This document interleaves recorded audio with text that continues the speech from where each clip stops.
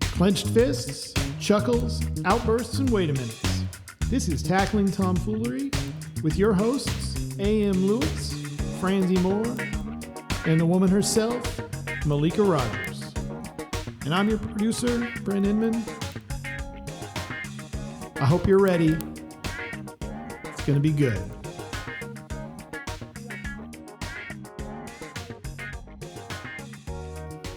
All right, so I guess we're going to get started with some highs and lows. Checking out the fellas, the highs and lows. I guess from today until last week this day. For me, I'd say the low might be finding this raggedy-ass Carolyn Bryant and her saying, oh, I made all that stuff up about Emmett Till whistling at me and trying to rub on my lady bits.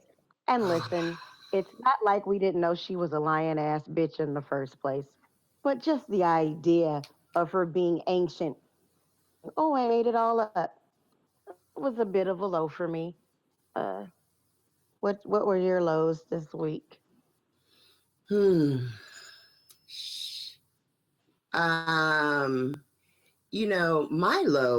My low is, probably most what I'm going to make a stretch and say rational folks low, which is just everything Trump related was fucking low for me in the last few days. I mean, all of it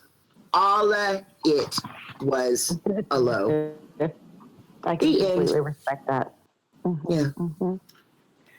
So I'm going to jump on that bandwagon. I'm going to get a little bit more specific. And obviously the Friday's executive order about the ban was heinous and ridiculous. But I think my real low is the way that the Trump people are talking about it. And I feel like they've taken some sort of pact where they only speak to Americans like we're recalcitrant children, as if they speak sternly, the crazy stuff they say is going to make more sense. Oh, this is not Muslim. This is not new. This was Obama and his country. But I don't even think, you can't even say that they're conflating it. It's just an all-out lie. And so for me, my low is that as low as I think it gets, it just gets lower. Like every time I think I'm all the way at the bottom. No, that was last week or yesterday. Yes. Right. Yes. It's like the worst game of limbo ever. How low can you go? And it always gets just a tad bit lower. And my life is dependent on me staying above. Right. Shoot, at this point, I feel like Neo in the Matrix. That's me trying to do the limbo. And it's been how many days? It hasn't even been 2 weeks. Gosh. And I'm bent back as far as I can trying to make it under. And yet there's a whole 4 more years ahead. I'm now practicing my Cirque du Soleil routine. So I should be bendy enough to do the requisite limboing that needs to be done, Maybe I ought to invest in that yoga class after all. It might be time. It might be. I think that's a valid point. I just thought I needed to eat Wheaties and maybe buy a gun, but yoga is probably a good idea too. Mix in some Pilates too. Get all of it. Why not? Core strength. Yes. It's all about the core, isn't it? It is. It is. And I guess that might also help when I'm back in a cotton field somewhere. So listen, can I just tell this quickly? I was at my parents' house and my parents were talking about Trump.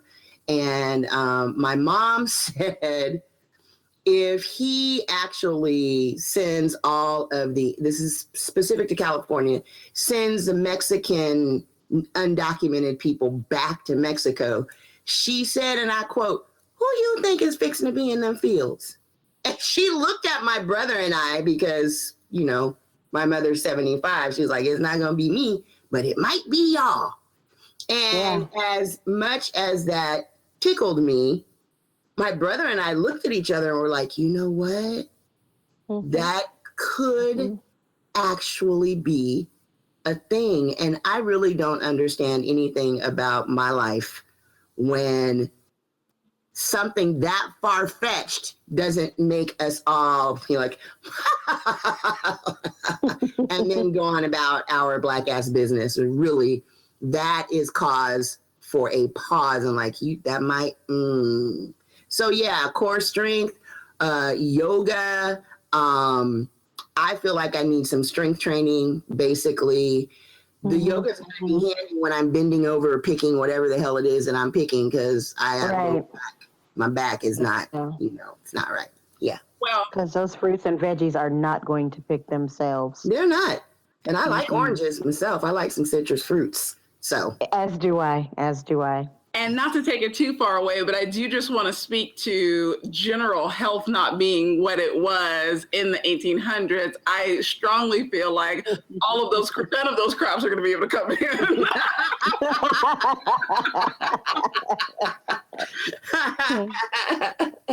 I just wonder if this time they'll offer us medical coverage, Doubtful. They're put some testing on it. Damn it. Yeah, but you can't even pay for medical coverage. Right. No. With what paycheck? Come on, man. Come on. So I guess the high. I don't know if I have just one specific high, but as much as I sort of make fun of and laugh at the idea of Black History Month sometimes, because we're always Black, I do kind of appreciate that today is the start of Black History Month. I rather like that. That might be a bit of a high for me today, because all the timeline today, people were talking about all kinds of Black ass stuff, and it was exciting to me about Black people, and not just MLK. And I'm just going to go ahead and say right now, if any white person says anything to me on this day, in this month, or moving forward about how something I said or did wasn't what MLK would like, I'm going to fuck them up on sight. It probably just be verbally, because I don't want to go to Trump prison, but I'm just saying, I'm not having it. Don't tell me what MLK would not like. I don't want to hear it. Trump. What about y'all's highs? Friends. Sorry. Okay. Yeah. So my high is really about the Williams sisters. First off, you know that I love sisters because I have the most awesome sister in the world. But I just love them together. They make me so, so happy. And even though I have a whole like Venus and Serena philosophy about life that I'm trying to adopt, which is basically just like be an old school G about everything, especially being Black. I just really loved the affection they showed one another. I loved Serena saying, because I can sort of imagine you're playing this game against the best person in the world who just happens to be your baby sister that you slept in the bed all those years with. And I slept in the bed a lot of years with my sister, but that was when we were in New York and poor. Not pertinent. The point is just that I just loved it. And I feel like in this time where it's really hard to assert myself and feel positive about it in terms of the reception of the world around me, looking at them gave me a little, I think I felt about it the way that everybody feels about Beyonce having those babies. Oh, God. Make it stop.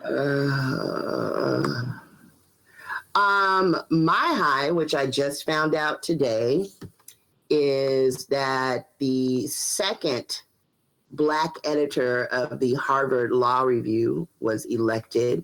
She's a young woman.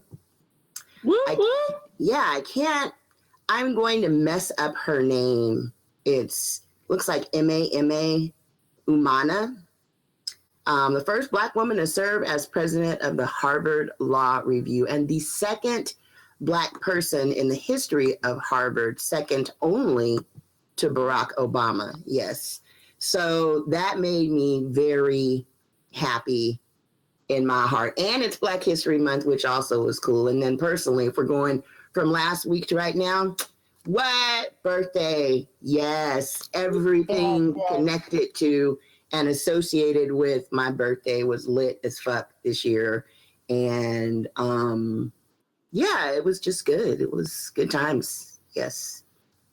I'm going to count your birthday as part of Black history. This day in Black history.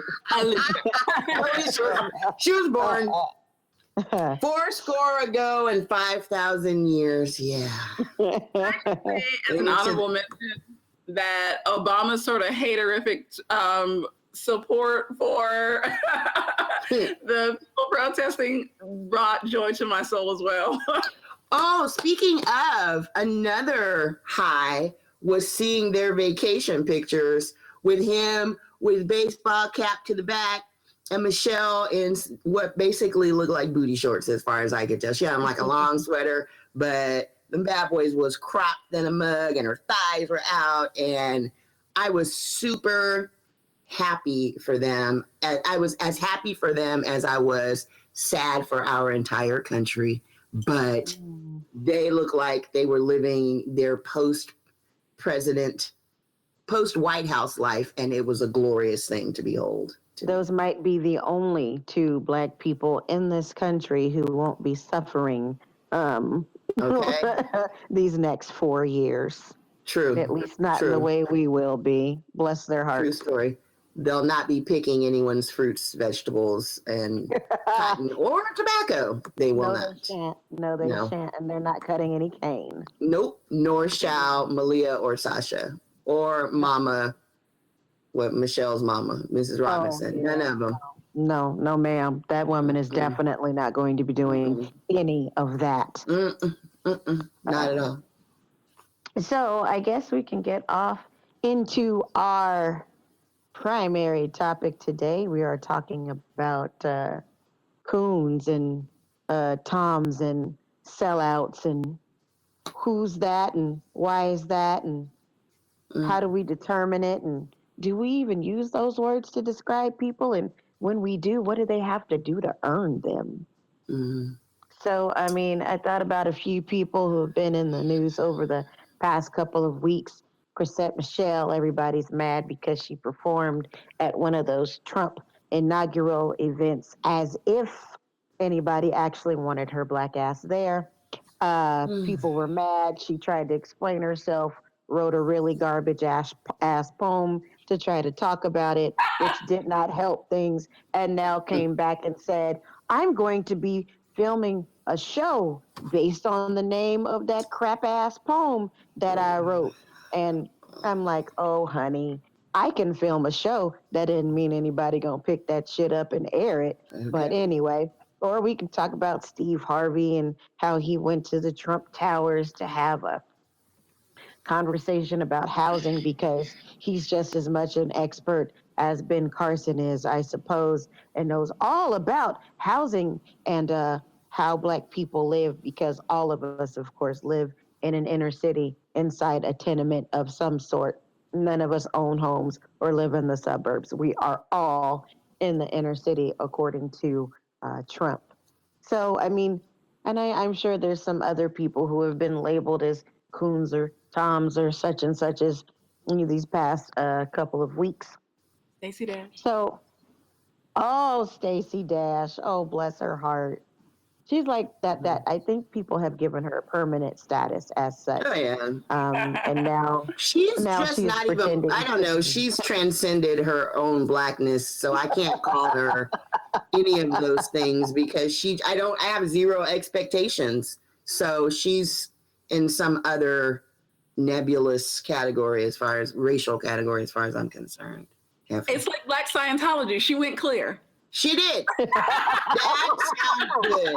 Yes, I like it. That sounds about right. She's like your onions when you put them in the skillet, let them cook. When you saute them, yeah, and you let them become translucent. Yes, exactly. Yes, yes. That is what she is. And I'm definitely not a... Go ahead. Go ahead. I'm saying I'm not a... Go, Malika. I'm saying I'm not really a race trade person. I hate when people bring up, oh, can we trade X sorry ass Black person for X super cool or witty or interesting or whatever non-black person, and I'm always like, no, thank you.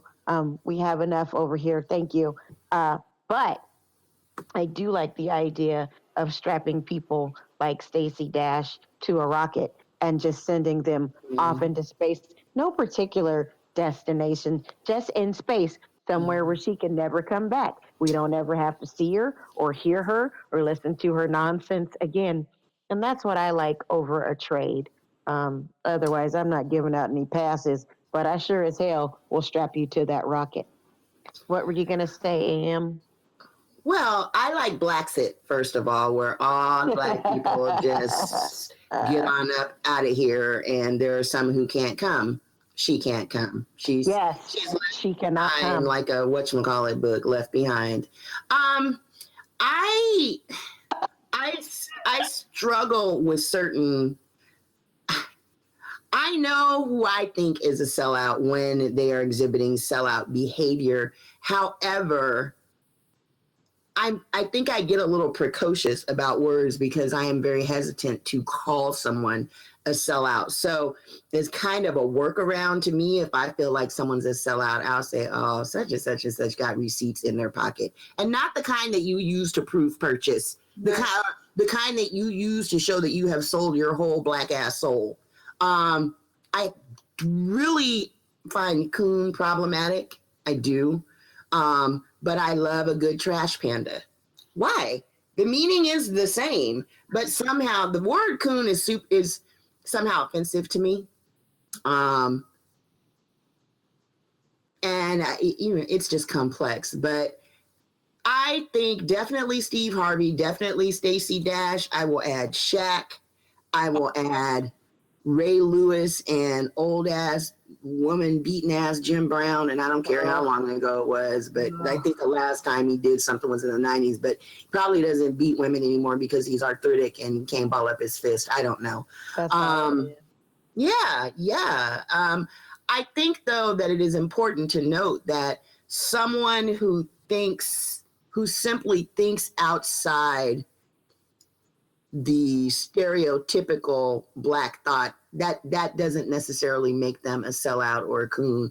Black Republicans aren't necessarily sellouts or coons. Black conservatives who voted for Trump, to me, definitely fall under that category. But there's a difference. Not all conservatives were pro-Trump. Not all Republicans were pro-Trump. Mm-hmm. So, like, I know a sellout, I know someone who I think is, I'll say, gently doing it wrong. But every now and then it gets murky for me. Every now and then. I gave this a lot of thought, and I think you make really valid points. And I think for the same reason, AM, that you hesitate, I think that in real life, I don't use it, coon or Uncle Tom or sellout as a descriptor. I am much more likely to say that someone is cooning or man tanning because I feel like it's a description of this specific action. It may not describe your status for life, but I think, and man tanning is probably what I'm most likely to use only because how could I not? But I think that it's a really interesting distinction that people make, because to Alicia's point, a lot of times people think just because you don't think the way that other people who look like you think, you should, or not doing what quote black people do. And I don't think it has anything to do with it. I think you are Omarosa sitting and being snarky about value that you only have from your your satellite association with this crazy man who always promoted you looking crazy, and you're saying crazy things if they make sense to the rest of us, like we're supposed to believe it. Conveniently, I would like to add on a day that Whoopi Goldberg isn't there in terms of The View. I just think that there is a special description for you because it isn't an ideological position. You're clearly just trying to get your shine. And for me, there is something that is so less than, I would say, a race traitor, Pearl calls people race men and race women. Yes. And that's something I had never heard until I read them. And I feel like when you're the opposite of that, to me, that's what makes you one of these words. Yes. Yeah. Yeah. I I just want to make a quick note that whenever someone calls someone an Uncle Tom, I get confused because if you've ever read the book, Uncle Tom was not a sellout in the book. And I really wish people would stop using that term incorrectly because whenever I see it or hear it, I'm like, oh, you didn't read the book. You just grasped on to some common terminology and rolled with it, huh? Okay, then. Poor little Tink Tink. Okay, I just wanted to make that note. Can I just jump in and say that I read a number of articles about the transformation of the description, where it used to be describing someone who, to your point, was not any of these things we're talking about, and how it started being used that way, probably in the context like in the 20s. I thought that was a really interesting sort of, I think Garveyites, I guess, started using that as a derogatory term, and then it sort of took its own life, and so now it's sort of become that in the way that words that aren't really words become words, Right. That's interesting. Well, I think I sort of fall along similar lines in terms of those words. I don't dislike coonness. I think there are obviously times it wholly applies where there is nothing else to refer to a behavior or a long-term series of actions other than that. But I think what I see is people using it so liberally. Like there's no parameters for people. Just if someone does something they don't like, not something that's a betrayal to race, not something that's a betrayal to blackness or being a woman or being gay or whatever, just something that other people don't like, then that person is labeled as that. And that's what I don't like. If I remember, I think I was probably about 19, and I was out of town with some family and a few other older church people.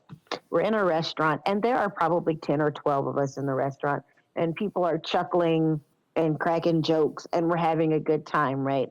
And my grandmother, in all her, what she thought was super dignified ways, shushes all of us, including the people who were as old or older than her, and says, "We don't want them to know we're black." Like they would not have noticed that when our black asses walked up into that restaurant. Boy. But for me, what she said then sort of fits with the way people just sort of throw out that label, where she would have thought us, just by the nature of us being black and laughing and having a good time, meant that we were cooning. And so that's what I feel like people do with that word or words like it, just too black and happy, joyous. Like the women on the wine train. Right. Exactly. If you are too makes other people feel uncomfortable or doesn't fit into other people's box of what they consider blackness, then you're a coon. Then you're, I like to refer to it as jig dance, because some people are into jig dancing. And but I think you say that when it doesn't really apply to me in the most traditional sense of how I envision that word. That type of person is like a betrayer of some sort, someone who is causing damage, who is siding with an oppressor against look like him or her. It has to be something specific like that for me to even think of a person to be what's the matter, boss? We sick? You gotta be that for me to even think of you that way. You can't just be different from me. Like Fran was mentioning, you can't just be, or it might have been UAM, you can't just be a Republican and then I just say, Right. you coon. Well, that's Right. and I coon. I mean, that's ridiculous. So On an oh, my bad, go ahead. go ahead. I think for me, it just needs to be a betrayal. There has to be some sort of damage. There has to be some sort of clear sighting with someone who's trying to oppress your people for me to think of you in that way. On that note, or in a similar vein, I think that there are ways that people coon that aren't traditional, but to me are very much a betrayal and causing damage. Whenever a Black person says Black on Black crime, to me, they have painted their faces and put on a hat and started shuffling and tap dancing because bullshit. Whenever they say, and this, this is arguable, but this is how I receive it. We can't expect white people to not want to say the N-word when we say it. We can't expect them to respect us when we don't respect ourselves. Shut the fuck up. You sound stupid. And again, you are tap dancing, which is another way that I kind of get around the actual word. I told this dude in this group one time, the group I added you to, Brendan, this political group, I told him, he said something, he's a hardcore conservative in the bad way. And he said something, and I told him, if you weren't so busy tap dancing for white approval in this piece, you would understand, blah, blah, blah, blah, blah. And that's another phrase that I use to you. You are tap dancing, currying, whatever, white favor, white approval, white acceptance, all of that. But there are much more subtle ways that I think we don't pay attention to, that people do that and get, as in some of the examples that I just gave, that I think are much more damaging than not subscribing to monolithic thought.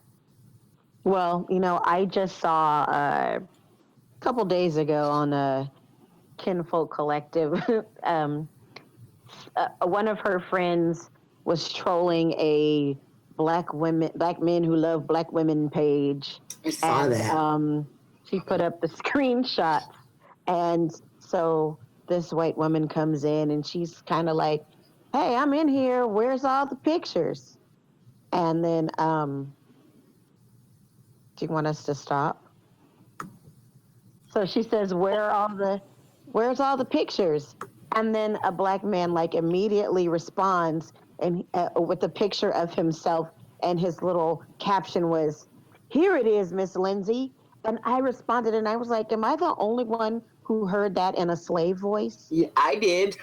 Immediately. I immediately heard, here you go, Miss Lindsay. Here go my picture right here. I got my picture. Right. Got my picture. It was so gross. And so to me, I pictured him saying it in that way. And then I also, with a black hat and a cane, dancing. Because maybe with some watermelon in one hand and fried chicken in the other. That's how I saw it. So, I mean, obviously, there are people who certainly do smaller things on a smaller scale that fit with the idea. There's some low-level nonsense that people do, and then there are major things that people do. So I felt like what he was doing was some of that low-level jig dancing. Here you go, Miss Lindsay. Got that picture right here. Gross. So gross. I imagine the tap dancing to be a combination of Jiminy Cricket and Mr. Bojangles? No, Mr. Peanut, on the, how the Packers logo. Yes. Or what's his name? What's the frog that, from the WB frog. And he's doing his hand and hello, my baby, hello, my honey. Yeah.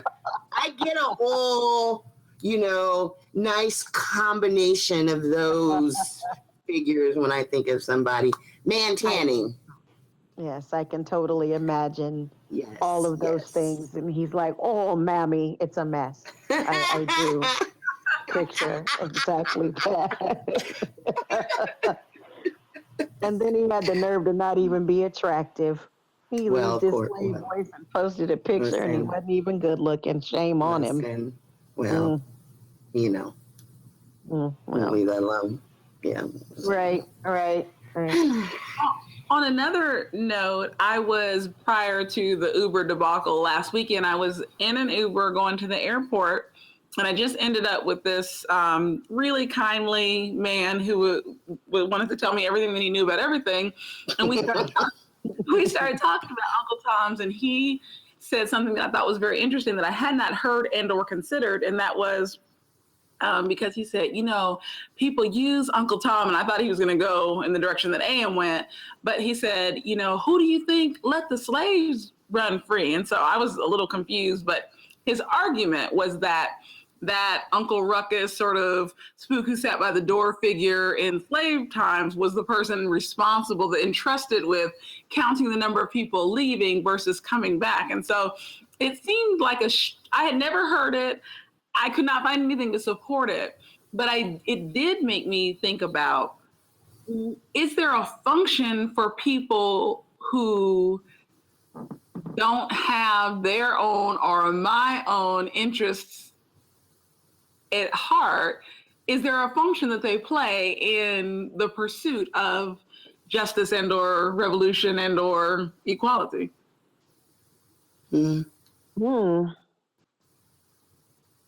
I mean, I guess that's that's a good question. I mean, is. because there isn't anything to me that any one Black person can do that's always going to be in the best interest of every other Black person. Like, we're not some one gigantic Black person and we all operate the same, have the same needs, have the same passions, need activism in the same areas. So I imagine that the person who offends you maybe as an intellectual might be able to champion a cause in some other area. I don't know, healthcare or reproductive rights, or I don't know. I mean, we can't make nobody can make everybody happy. So I imagine there might be some people who you are like, man, Tanner, and then that person might also be super down in some other area. I guess that could happen. Well, I was thinking more like, I've heard a lot of people arguing that one of the ways to counter Trump's presidency is to advocate for homeschooling, which I think is ridiculous because most people do not have the skill, patience, time, or any other kind of bandwidth to homeschool their own children. Yeah, that's a privilege. Right. But I do think that it's very possible that so for example, I do feel strongly about education. And I think that one of the necessary parts of success for any minority community is to really take charge of education. Yes, let the kids take advantage of public school because you pay for it, but be providing supplemental information so that you know for sure what they're walking away with and you're putting them in a place to be competitive.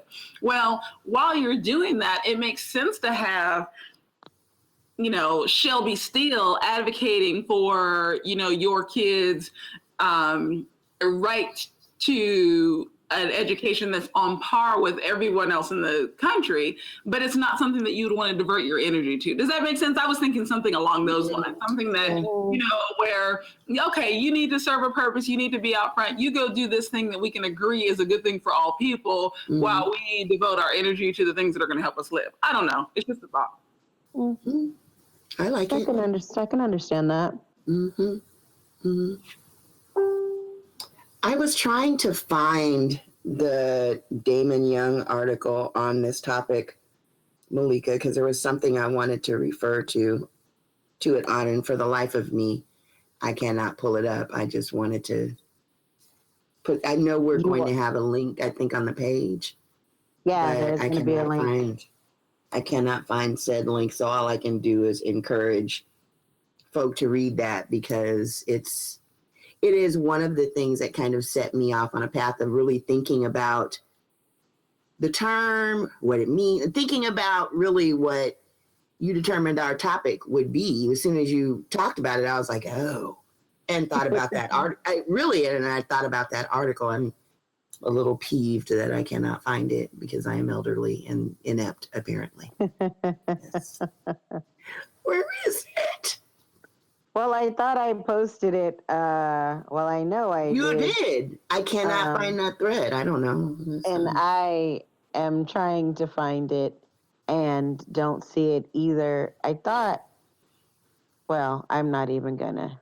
Time, I do just want to say that the article that I posted that was actually sort of about Bamboozled managed to weave in Anthony Anderson and talk about how the author of the article sort of felt like Spike's portrayal of the coon in Bamboozled turned out to be an apt description of what was going to happen in current pop culture in terms of Black people on TV. I thought it was tenuous, but an interesting takeaway.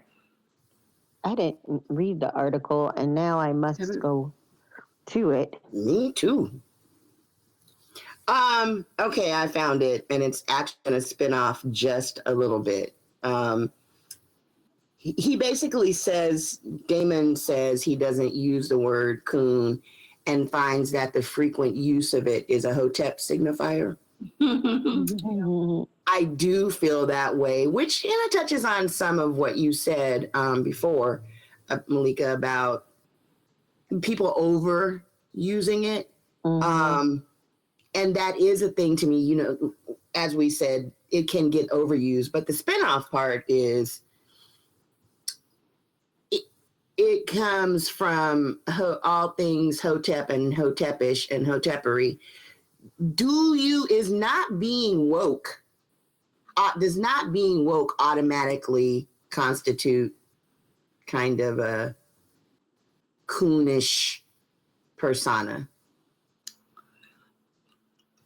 That's the question. No, tendency, I think. If you are not conscious, then you are apt to do something coon-ish and be involved in some coonery, but it doesn't necessarily make you a coon unless, to me, as previously mentioned by, I think, both of you, there's some sort of damage inflicted. I mean, I think if Stacey Dash had never accepted a job being on TV where she had to talk and people were going to remember anything about her but clueless, I don't think that we would be calling her anything now. We would just be saying, oh, she's such a confused person. She lives in her own little world, like Lark Voorhees. You know what I'm saying?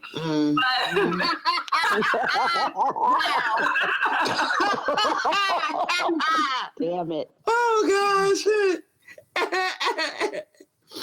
Oh. I don't know. I'm kind of thinking it depends on how you're defining woke. You know?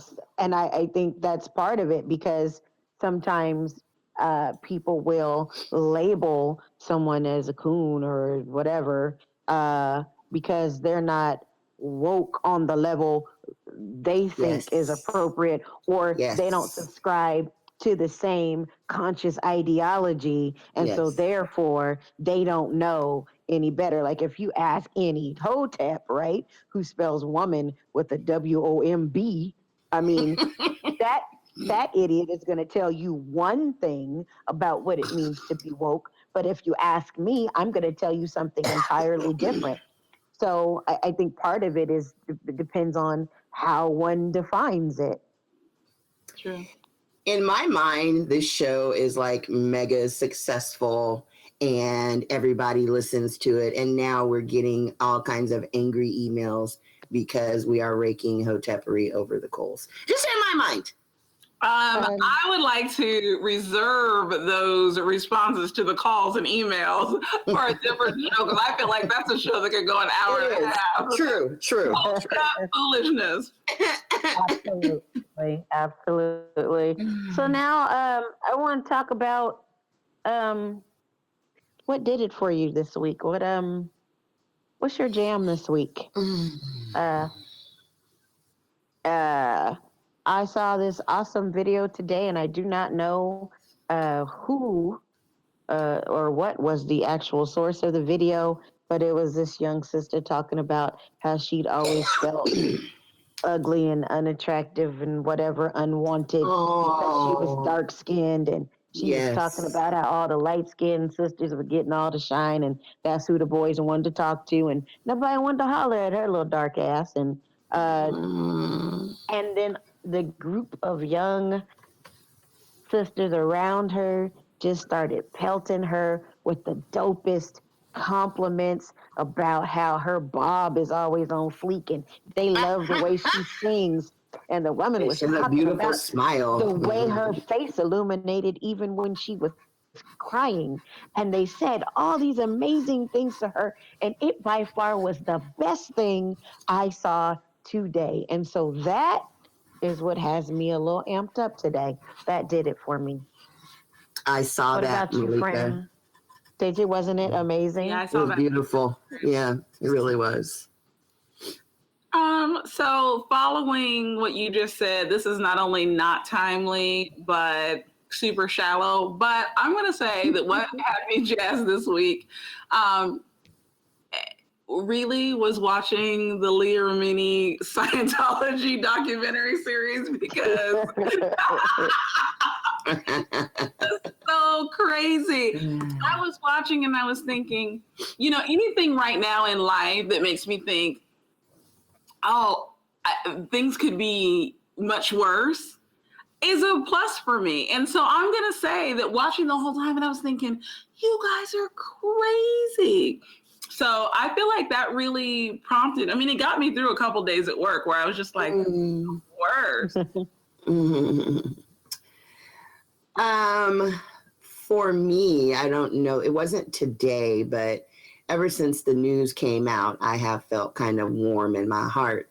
The Oscar nominations this year, and how it's not Oscars so white, and not just that, because I'm not really going to be excited about what I feel like is a whack ass performance by a black actor just because they're a black actor, but the range of stories that were told on screen this year, and the fact that those performances are being acknowledged, and it's something other than, and this is no shade because I liked these performances. It's not Denzel Washington playing against type and being a cricket cop.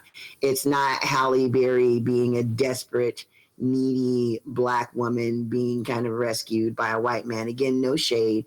I'm not an anti-Monsters Ball, but it is about, kind of a much more textured looks at Black life, historically, fictionally.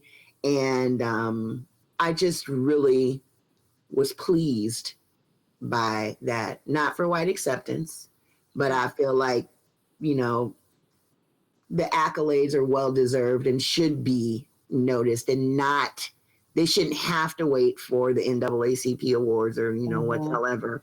And that just made me really happy. Also, on a more personal note, the video of Malika dancing when we were drinking on my Instagram feed, in which I will happily provide to be linked to the site, was a high. You absolutely will not. Yeah, But, was a high for me. I love it very, very much. And I was clearly a high person. And I that happened in the first place. If I might make my Instagram public just for I'm a lie, but yeah. It was Shout out to Jameson. All right. And Jack Daniels. Yes. yes. So I guess, that wraps up our highs, lows, and trending topic and what has us jazzed. Thanks for listening to Tackling Tomfoolery. Yay. Yay. Thank you for listening to Tackling Tomfoolery. This is your producer, Bren, again. Just want to let you know you can find more information on tacklingtomfoolery.com. Follow us on Facebook, Tackling Tomfoolery, and check us out on SoundCloud. We'll look forward to talking to you next time. Hope you have a great week. Peace.